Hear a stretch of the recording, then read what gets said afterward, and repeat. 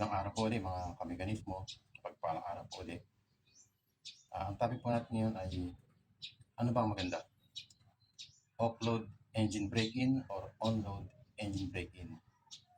Kasi po nung binili ko to, nung brand new, galing sa kasa, pinuwi ko po, para sa akin po yung offload engine break-in mas maganda.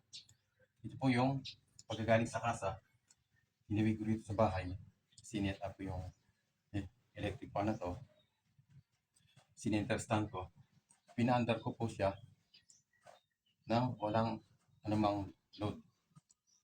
Siya po, ganun po yung offload engine break-in na ginawa ko. Para sa akin lang po yun, mas maganda yun.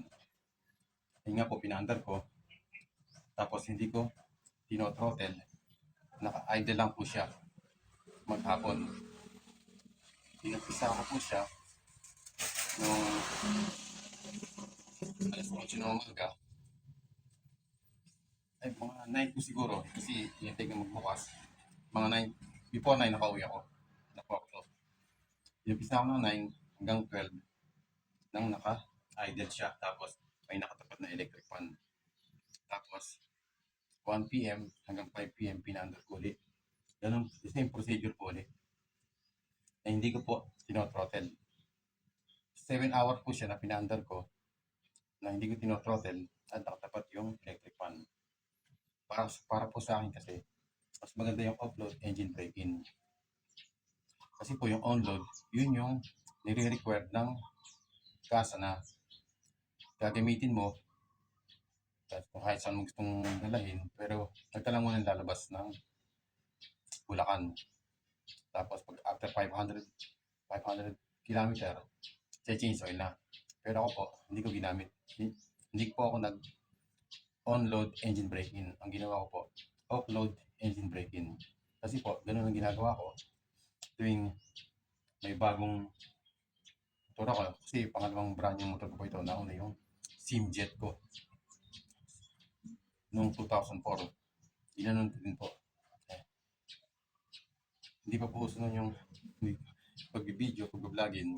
Pero ganun po ang ginawa ko. Offload engine break-in pa rin. The same procedure po maghapon. Hindi ko lang po na-video siya nung pagkagaling sa kasa kasi po medyo busy. Marami po kaming ginagawa. May konting pinagkakabalan po.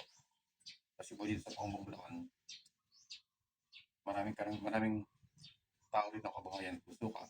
Ayun, nagsuka po kami, nagdi-deliver kami ng suka. Kaya hindi ko na-video, hindi ko na-asikaso ang pagkakawa sa kasa. Kaya po ngayon ko pa lang na-video at na-share sa inyo yung ginawa ko na offload engine break-in. Para sa akin lang po yun kasi mas gusto ko yung offload engine break-in. Tsaka po yung bond ko nun, yung Poton. Nung pagkagaling sa kasa, ayun, maghapon ko rin pong pinandar na hindi ko tino-throttle. Umaandar lang po siya maghapon ng naka-idle lang. At maganda, para sa akin po, mas maganda yun kasi nagpipit yung mga spare part niya, yung mga bearing, connecting rod bearing, main bearing, piston ring, nagpipit po siya ng on its own. Hindi po siya, walang anumang load. Na hindi po siya hirap. Magaan na magaan po ang pag-ikot ng makina nang walang anumang load. Yun po para sa akin napakaganda para wala namang maging problema sa nire-require ng kasa. Pero meron pang mas maganda ron para sa akin. Na yun nga, paandar ng makina nang walang anumang load maghapon na hindi mo ito throttle. Maghapon siya naka-minor, naka-idle. Ganun po ginagawa ko.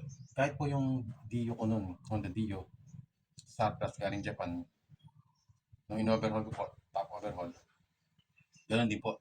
Nag-offload engine break-in ako.